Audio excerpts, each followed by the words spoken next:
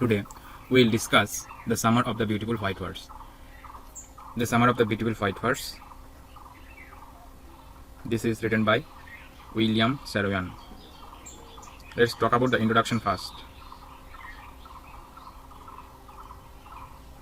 The Summer of the Beautiful White Horse is written by William Saroyan. The story is about two Armenian boys, Aram and Mourat.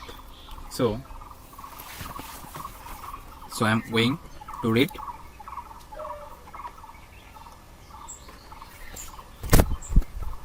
The Summer of the Beautiful White Horse. Summer of the Beautiful White Horse. I'm talking about introduction. The Summer of the Beautiful White Horse is written by William Saroyan. So it is written by William Saroyan. Note this point.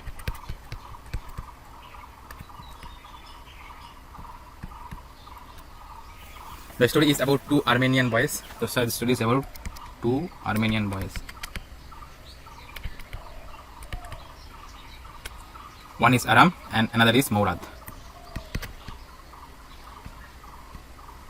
Aram and Mourat, who belong to the Garoglanian family. Their tribe is known for their honesty. So they are known for their honesty. So they have a special characteristic, which is honesty.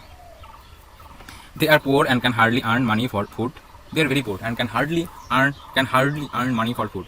They both long to ride a horse, and their wish is ki they long to ride a horse. Long to ride horse. From a farmer a month ago. One early morning he brought it. One early morning, what happens? One early morning, both of them they long to ride a horse. Mourat had stolen a horse from a farmer a month ago, and this Mourat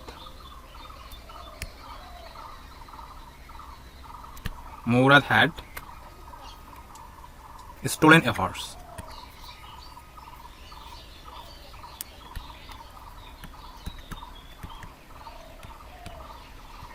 Mourat had stolen a horse a month ago. One early morning, he brought it to the window of Aram and asked him to come along for a ride. They rode the horse for many days. When Aram gets to know the horse is stolen, he gets shocked, but discounts the stealing in his mind. One day, the owner of the horse, John Byro. So, who is the owner of the horse? Owner is John Byro. Who is the owner of the horse? Owner of the horse is John Byro. John Byro comes to his house to complain about his missing horse to Uncle Khosrow. So, he comes to whom? He comes to complain to whom? Uncle Khosrow.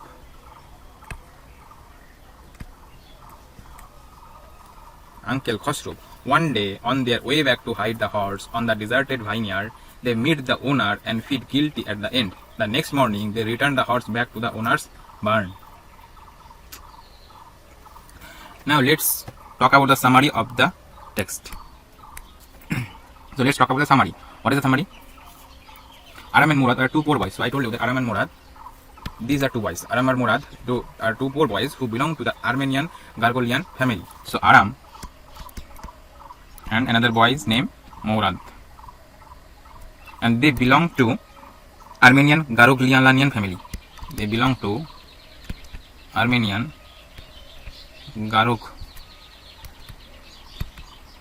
Garoglanian family, who are known for their honesty since the 11th century. One early morning, when Aram was asleep and was enjoying pleasant dreams, his cousin Mourat showed up to his window with a beautiful white horse. Aram could not believe it and was thinking it was a dream. But since there was a little light outside, he knew this for sure that the horse was real. As they were poverty-stricken, he couldn't believe that the horse was their own. He was trying to figure out if the horse had been stolen by his cousin. Mourat had come to invite him for a ride along. He asked him to make it quick before everyone in the world wakes up. Aram wore his clothes and jumped out of the window and sat behind Mourat on the horse.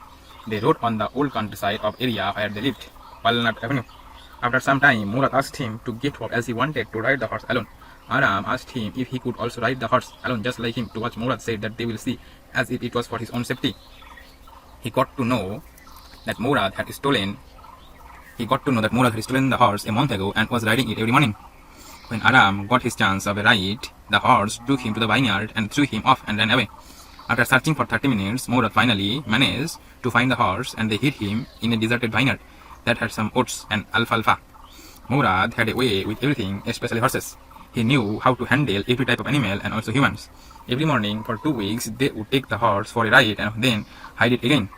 One day, John Bairo came to Aram's house to talk to his uncle Khosrow, who was an irritated and loud man who shouted at almost everything. Bairo told him about his missing horse, whom he bought at $60. For 1 month, he couldn't find it and he walked for 10 miles to come to their house.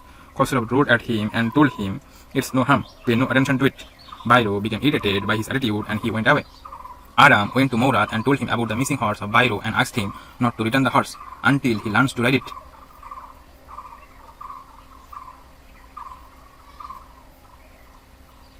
Murad told him that it would take one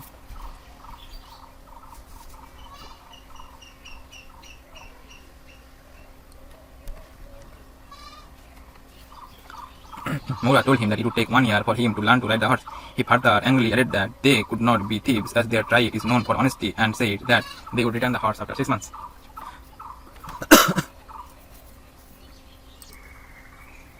One day,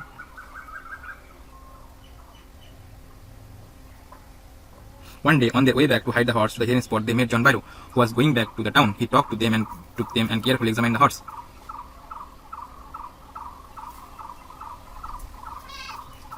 He admitted that the horse looked exactly like the one he had, but since he knew his parents and the honesty of their family, he didn't believe that they had his missing horse. He assumed it was a twin horse. Murad managed to let Bairo assume that it was not his horse, so they went away.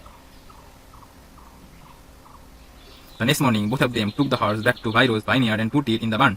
The dogs followed them all along quietly and they left the place. The same afternoon, John Bairo came back to his house to tell his mother about his horse who had come back. He was happy and was astonished to see the horse's better temper, and it was stronger than ever. Uncle Khosrow again roared, "Quiet, man, quiet. Your horse has been returned. Pay no attention to it." Pay no attention to it. So this was the summary. Now I am going to read it out in Hindi. आराम और मुराद 2 गरीब लड़के थे जो Armenia गरोक्लानियन परिवार से थे, जो 11वीं शताब्दी से अपनी ईमानदारी के लिए जाने जाते थे।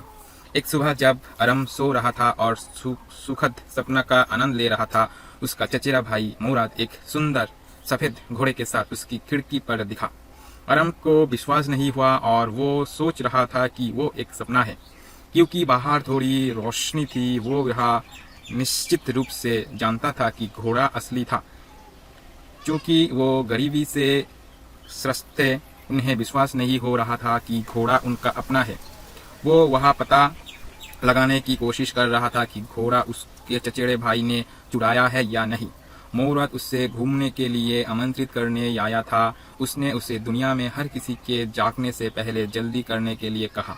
आराम ने अपने कपड़े पहनने और खिड़की से बाहर कूद गया और घोड़े पर मुराद के पीछे बैठ गया। वो उस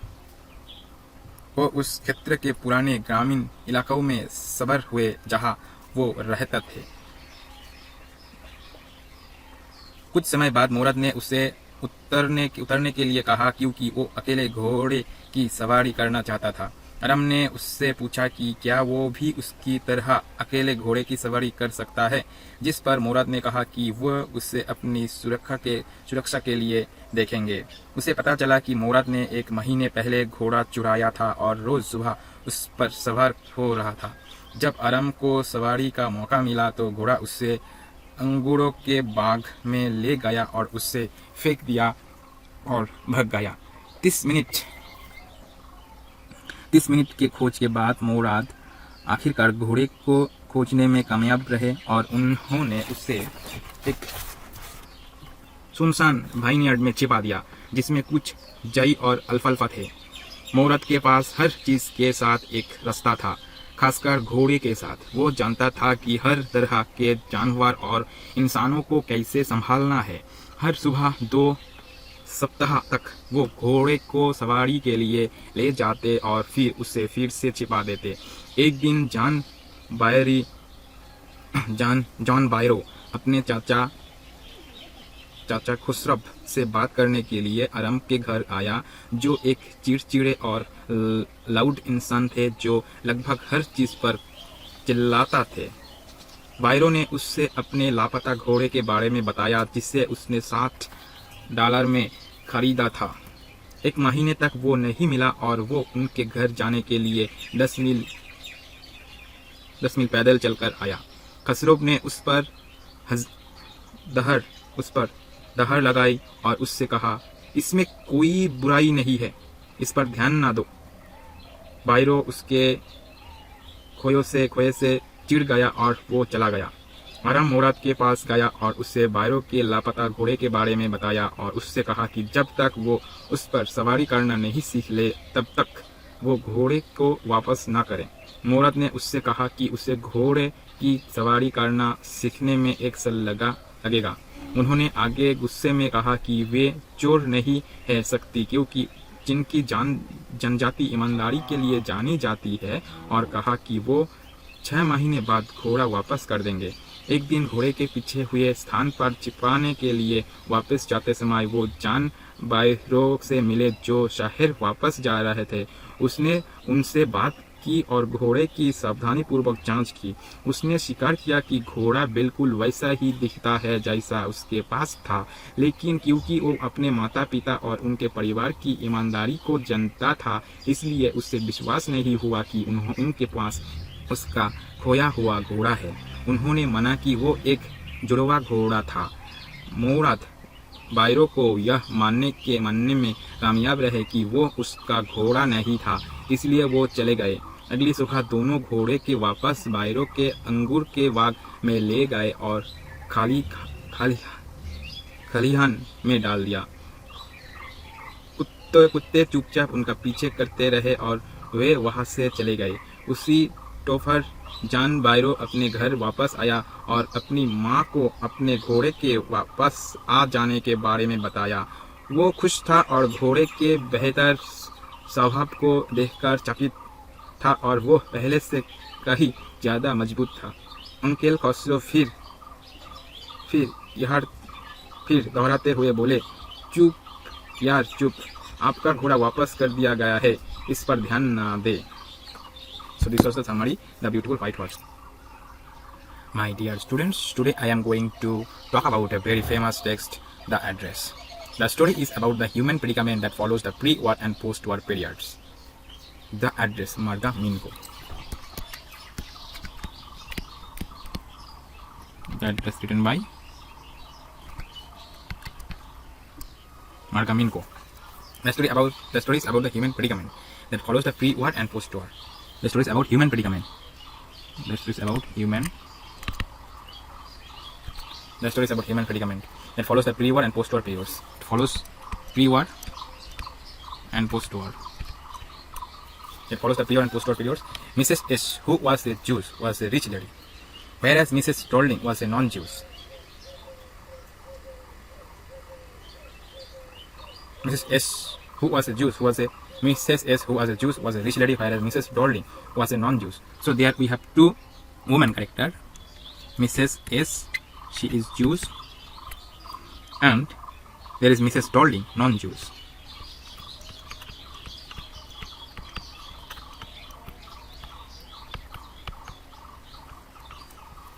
The girl daughter of Mrs. S had lost her house and her mother during the war, and now she had decided to come back to her possessions from Mrs. Darling, an acquaintance whose address was given by her mother years ago. When she reached the house, the woman treated her with a cool reception and didn't let her into the house. She decided to go back anyway, and then she met her daughter, who let her in and told her to wait inside. When she saw all possessions in front of her, she couldn't connect them and decided to leave her house. Now let's talk about the summary. After ringing doorbell of Miss Darling, who lived at number 46 Marconi Street, the protagonist was given a cold reception and Mrs. Darling took much time to recognize her. Mrs. Darling had thought everyone in the protagonist family was dead and asked if any else had come along with her. Mrs. Darling refused to let her, the protagonist, inside her home and told her to come back up sometime later. The protagonist recognized her mother's green cardigan, which Mrs. Darling was wearing. She decided to go back to the train station and thought about her mother and how she told her about Mrs. Darling, who was an acquaintance of hers. During the war, Mrs. Darling would visit their house and take their possessions with her, as she didn't want them to get lost if they ever left the place. Mrs. Darling had a brought bag. The protagonist decided to go to Mrs. Darling's home to get back their belongings. When she rang the bell, Mrs. Darling's daughter answered the door. She let her in and asked her to wait in the living room. When they were crossing the passage, the protagonist noticed their hookah candle still that they had never used because it had been unmanageable. When she reached the living room, she was horrified as she saw all her mother's things that were arranged in a tasteless manner. The furniture was ugly and the room had a muggy smell, and it made her disinterested and she wanted to leave the place. Mrs. Darling's daughter offered her a cup of tea, and the protagonist noticed the old tablecloth that had a burn mark on it. When the girl was showing her the silver fork and spoons that actually belonged to the protagonist, she jumped up and walked out of the house. She decided not to visit the place again as it brought back memories of the past, and hence she decided to forget the address. The address summary in Hindi. अब हम address जो summary है उसे हिंदी में पढ़ेंगे. मार्किनी street के number 46 पर रहने वाली श्रीमती डार्लिंग के दरवाजे की घंटी बजने के बाद नायिका का एक ठंडा स्वागत किया गया और श्रीमती डार्लिंग को उसे पहचानने में काफी समय लगा. श्रीमती डार्लिंग ने सोचा था कि नायिका के परिवार में सभी लोग मर चुके हैं और पूछा कि क्यों, क्या उनके साथ कोई और आया है.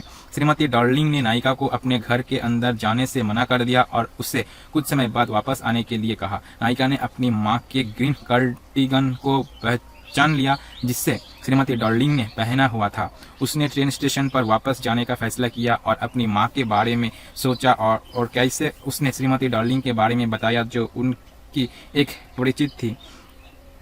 युद्ध के दौरान श्रीमती डार्लिंग उनके घर जाती थी और उनकी संपत्ति अपने साथ ले जाती थी क्योंकि वो नहीं चाहती थी कि अगर वो कभी भी जगह छोड़ दे तो वो खो जाए. श्रीमती डार्लिंग की पीठ चौड़ी थी. नायक ने अपना सामान वापस पाने के लिए श्रीमती डार्लिंग के घर जाने का फैसला किया. जब उसने घंटी बजाई तो श्रीमती डार्लिंग की बेटी ने दरवाजे खोला. उसने उसे अंदर आने दिया और उसे लिविंग रूम में रुकने के लिए कहा. जब वो मर्ग को पार कर रहे थे तो नायिका ने अपने हनुक्का मोमबत्ती स्टैंड को देखा जिसका उन्होंने कभी उपयोग नहीं किया था क्योंकि वो नियंत्रण के बाहर था. जब वो लिविंग रूम में पहुंची तो वो डर गई क्योंकि उसने अपनी मां की सभी चीज़ों को अजीब तरीके से व्यवस्थित किए हुआ देखा. फर्नीचर बदसूरत था और कमरे से बदबू आ रही थी और उसने उसे उदासीन बना दिया और वो जगह छोड़ना चाहती थी. श्रीमती डार्लिंग की बेटी ने उन्हें एक कप चाय की पेशकश की और नायक ने पुराने टेबल क्लॉथ को देखा जिस पर जलने का निशान था. जब लड़की उससे चांदी का कांटा और चम्मच दिखा रही थी जो वास्तव में नायिका का था, वो कूद कर घर से बाहर चली गई. उसने उस जगह पर दोबारा नहीं जाने का फैसला किया क्योंकि वो अतीत की यादों वापस लाता है और इसलिए उसने पता भूल जाने का फैसला किया. So this was the address written by Markaminko. Now I am going to talk about a very famous interesting play, Mother's Day. It is written by J.B. Priestley. Mother's Day, written by J.B. Priestley. Let's talk about the summary. Mother's Day summary. Mother's Day is a play by J.B. Priestley. It is a satirical and humorous depiction of the status of women, in particular a housewife in a family. Moreover, so it is a satirical and humorous depiction of the status of women, in particular a housewife in a family. So it is a satirical, humorous. It is satirical and humorous depiction of the status of the women.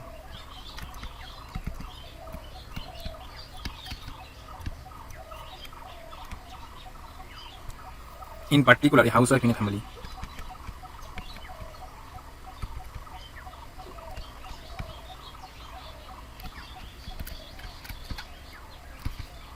In particular, a housewife in a family. Moreover, a housewife dedicates all her time in the service of her family, but her family takes her service for granted. And moreover, a housewife dedicates all her time in the service of her family, but her family takes her service for granted. And never take notice of her needs. The family never acknowledge her services or thank her for all that she does for them. Everyone neglects her, and this issue is prominent and relevant today.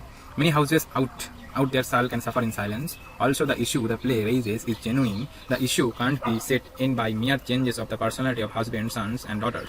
In order to give wives the praise they deserve, the family needs to give the desired attention.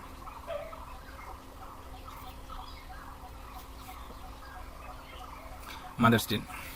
Now, let's look at detailed summary. We just gave you the introduction. Now, I will give you that summary, little bit detailed. The chapter portrays the practical experience of a mother, Mrs. Pearson. So, who is the mother here? The mother here is Pearson, Mrs. Pearson. Mother here is Mrs. Pearson. On a daily basis, her kids disrespect and disregard her.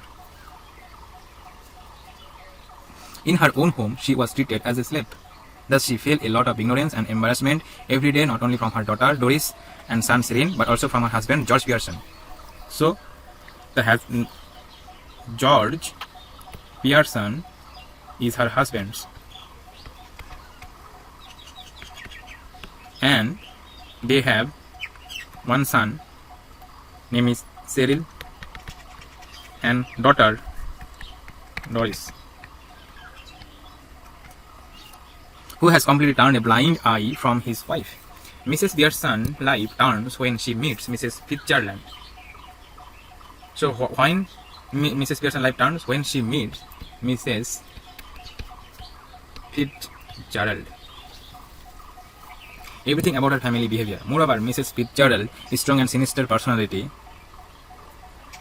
recommends her to exchange personalities so as to teach her family a good lesson. At first, Mrs. Pearson didn't agree, but after some encouragement, she agrees to switch bodies. After that, Mrs. Fitzgerald casts a spell and swaps her personality with Mrs. Pearson. In a matter of seconds, their personalities switched, and Mrs. Pearson and Miss Pearson, who was calm and composed, is now smoking and drinking, and Mrs. Fitzgerald is now sitting idle. The scene changes, and now Mrs. Pearson is in her home, and Doris enters home. She hands her a dress and asks her to iron as she has to go on a date with her boyfriend Charlie Spence. Also, she even objects her mother's smoking. And when she asks her, Mrs. Pearson replies very harshly and advises her to do her work herself. Further, she makes fun of her boyfriend. Afterwards, Doris feels miserable and shamed and starts crying when her mother insults and rebukes her. After this, her son Cyril enters, asks his mother hurriedly if his tea is ready, on which Mrs. Pearson refuses and advises him to prepare it himself. After seeing her mother's reaction and her sister crying, she raises her voice. Also calls Mrs. Fitzgerald and old her, on which Mrs. Pearson instructs him to mind his language.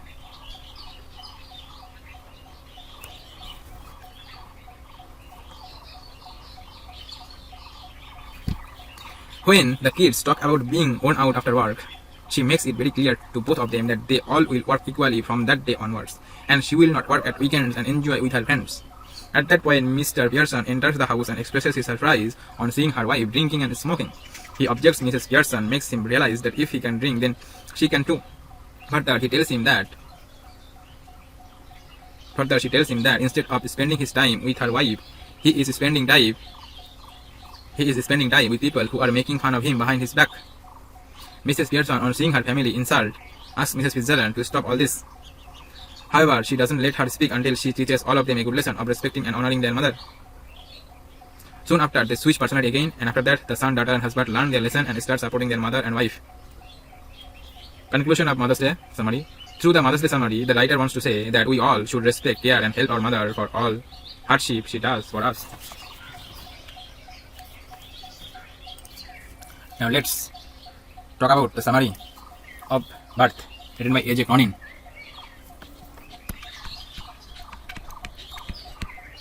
Birth is written by A.J. Cronin. Summary of a story is from reading it. Let's talk about the introduction. Listen, all I talked about summary, but what is summary? If the interviewer asks you what is summary, what should you reply? You must reply in this way that Summary of a story is a form of rewriting the actual story in such a way that only the main plot is covered and the entire context is presented in a much lesser number of words. Summary of a story is a form of rewriting the actual story. Summary of the story is a form of rewriting the actual story in such a way that only the main plot is covered and the entire context is presented in much lesser number of words. In a much lesser number of words. The purpose of providing a word summary for class 11 is to ensure that students need not read the whole story again and again, and also during exams this summary will come in handy. This story is an extract from eminent writer A.J. Cronin's novel The Citadel. This story is an extract from eminent writer A.J. Cronin's novel The Citadel. This novel is considered to be a path-breaking book in the field of medical ethics. Based on this story in later years, Great Britain went on to set up its now very famous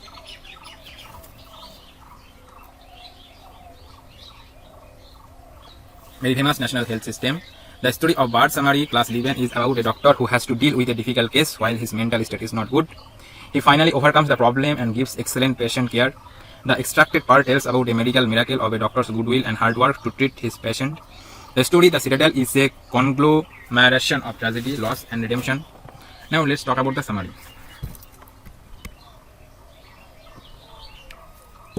Andrew Mason, a doctor, and recently, so it is a story, and there is a and so the protagonist is a doctor. And what is the name of the doctor? Andrew Manson. Andrew Manson. A doctor is a doctor and recently passed out of medical school. In the birth chapter summary, he has a girlfriend named Christine, who is a school teacher. So Andrew Manson, he has a girlfriend. What is the name of his girlfriend? The name of his girlfriend is Christine, who is a school teacher. As he has just passed away out, he is still new to the job. Andrew argued with his girlfriend as he is very outspoken. Andrew was feeling guilty about the argument.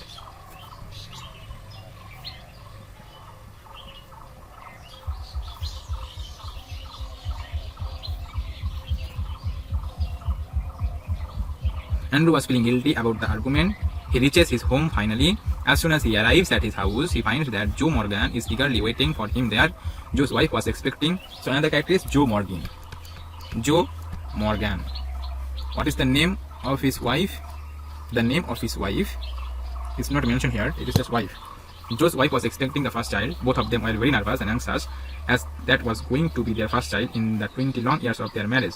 Though it is late in the night, Andrew agrees to go with Mr. Morgan as she puts his duty ahead of his well-being. When both of them reached Mr. Morgan's house, Andrew saw that a midwife, who is a trained professional help during labor, is attending Lady Morgan. Just by looking at her, Andrew assessed that the condition of the lady is severe and she is in labor pain. Despite the very assessment, he took a pause and utilized the time to have a better understanding of the condition. Though he only wants to think about his patient at that moment, his mind diverts into other things like how Barnwell did everything for a woman who is in the end betrayed him. He also thought about Edward Page, who now lives separately away from his first wife and has married the ill-natured Bowden. He felt that all this could again happen with him and Christine, but he puts all this aside as he has to get back to his patient who needs medical attention. Lady Morgan was under anesthesia. Andrew gave his all, and after an hour-long struggle at the stroke of dawn, the lady delivered a child. Soon after the delivery, Andrew noticed that the child has no life, as it is a stillborn baby. Andrew was ultimately in shock at that time as he saw that the child is lifeless and also the mother requires immediate medical treatment. At that moment, Andrew had to make a choice. He had to choose who would want to attend, the child or the mother. He chooses the mother over the child. Andrew handed the child to the midwife. Lady Morgan was unconscious at the time. Andrew calmed himself down and treated the mother with steady hands, and slowly Lady Morgan gained consciousness and her heartbeat returned to a standard rate. He then inquired about the child from the midwife. The midwife told Andrew that she had put the child under the bed wrapped in soaked newspaper. Andrew pulled the child out and scrutinized it, who was looking pale and looked like he had suffered suffocation. In the beginning, Andrew failed to recognize that it was a case of asphyxia and the child had suffered from an excess amount of carbon dioxide and less oxygen in the blood. At that very moment, Andrew could have given up on the child, but he didn't. He didn't lose hope and started giving all the medical treatment to the child and tried to recollect everything he learned in medical school. While he was trying, the midwife kept telling him that he can't put life back into a dead child and that the child was stillborn, but Andrew ignored all that and kept on trying as he knew that the child was essential to the couple. When Andrew almost gave up, he suddenly remembered a case in the medical school that was very similar to this one. He found a ray of hope amidst the darkness. He started rubbing the child's back with a crushed towel. He puts the chest on the little child in both his hands. He then tries to feel some air into the body of the child, and after almost half an hour's hard-fought battle, the little boy gave a motion, and the child slowly turned around and started crying. Andrew heaved a sigh of relief and handed the child over to the midwife. After he is done with the process, he narrates,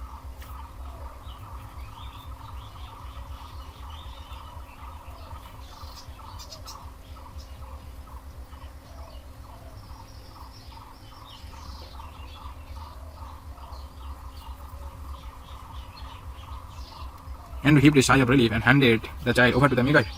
After he's done with the process, he narrates the whole thing to Mr. Morgan and takes his permission to leave and walks down the street. As he walked, he had a sense of satisfaction and the feeling of achieving something great. Understanding themes. Now let's understand the themes. The summary of the birth touches upon various themes which are central to not just medical practitioners but also to humans in general. This story teaches us how one needs to keep his or her problems aside and focus on the situation present at the moment.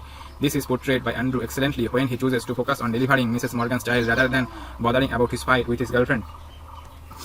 This story also teaches learners about how stressful situations can be handled by prioritizing. He chooses to save the mother and then focuses on the baby even though he was aware that the couple had been waiting to have a baby for past 20 years. He makes a decision, shows faith in it and sticks to it. Lastly, this story highlights how we should avoid instant gratification and not stop until we have given our 100% in overcoming a hurdle. After saving the mother's life, he turns his attention towards the stillborn baby and continues to apply everything he has learned to bring him to life. All these efforts finally bore fruits and he leaves Mr. Morgan's house with a sense of satisfaction. This shows how gratifying it is for humans to put their everything into something which everyone else assumes to be not worth it and in the end come out with flying colors. More than anything, putting in effort and not giving up matters. Now, I am going to discuss the tale of a melon city. The tale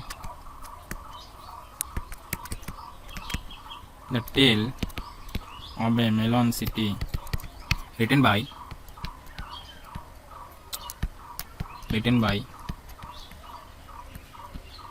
Snapshot. Let's talk about the introduction first. The Tale of Melon City summary of Snapshot poem is a witty jab at powerful people. The poet has mocked the notion that it makes no difference to people who their ruler, king or head of state as long as they allows them to live in peace, freedom and most importantly in their minds. Let's talk about the summary. The summary of chapter 11, The Tale of Melon City, tells the story of Melon City's generous but foolish king who once ordered the public to build an ark in the city. The king's crown fell while passing through that ark and he decided to hang the person responsible for the incorrect ark's design. Summary of the Tale of Melon City. Now we will discuss a detailed summary. Long ago, the land was ruled by a righteous and gentle king. The king had publicly declared that an ark should be built to cross a public highway in a win situation for spiritual observers. The workers went there and built an ark as per the king's orders. The king rode down the highway, lighting up the audience. Because the ark was so low, the king lost his crown beneath it. The gentle king's brows were intertwined. He referred to it as a disgrace and declared that the builder would be hanged. The master of the builder was thrown out and a rope was hung around his neck. My lord, it was the workers' fault, he yelled as he passed the king. The king ordered the proceedings to be halted and that all workers be hanged instead. The workers were astounded and the king claimed that he had not noticed that the bricks were wrong size. The king directed that stone masons be summoned. The cutters were delivered there. The architect was blamed by stone masons for the faulty design and the king ordered that he be hanged. When the architect showed the king the plans, he told him that he had made significant progress. When he heard this, the king became enraged and was unable to act peacefully. As a good and gentle king, he recognized that it was a difficult decision and sought advice. He directed that the most intelligent man be brought into the royal court. The wisest man had reached the age where he could no longer walk or see. As a result, he had to transport it there. In a trembling voice, the wise man said that the ark should be punished because it was an ark that removed the crown, so it had to be hung. The scales were then used to weigh the ark. The councillor then saw how they could hang something that had come into contact with the king's head. The king deliberated for a long time. The crowd, on the other hand, was not at ease this time. The king was acutely aware of their emotions. He urged those gathered to postpone the decisions of good points as an example, the people want someone to be hanged, and they want it now. The noose was set to a certain height. Each man tried to fit the noose. Only one man was tall enough to fit it. That man was the king, so he was suspended by the royal law. Ministers felt satisfied that they had found someone hanged. Otherwise, the unruly city might rebel against the king. They cried out, "Long live the king!" Since the king was dead, ministers with enlightened minds sent messengers to announce the name of his emperor, that the next one to pass through the city gate would elect a ruler for their country. It was their custom, and their rights were kept with due respect. A fool passed by the gate of the city. The guards asked him to decide who will be the king. The fool answered Melon, because it was his usual answer to all the questions. So the Melon was crowned king, and the city became known as Melon City. Ever since, when asked how their master had turned into a melon, the people said it was by customary choice. It was appropriate for them if the king was pleased with himself or for being a melon. They would not ask him to take any business as long as he left them in peace and freedom, allowing them to continue their private business without government interference. This is the story that the people of this city tell those who inquire about the meaning of the city's name. Let's discuss a little bit on conclusion. Finally, here is a synopsis of the tale of the Melon City. It is included in the Snapshot English book for class 11. The tale of the Melon City summary demonstrates that to rule a city, a king must be intelligent and human enough to understand his people's needs and emotions, otherwise his subjects will not obey him. Even after having Melon as their king, the people of Melon City were happy because their king did not disturb their peace and happiness, which is what a proper king should do instead of issuing foolish orders to maintain the city's law. So this was Vistas. I completed all 5 important texts. Thank you. See you in our next class. Okay.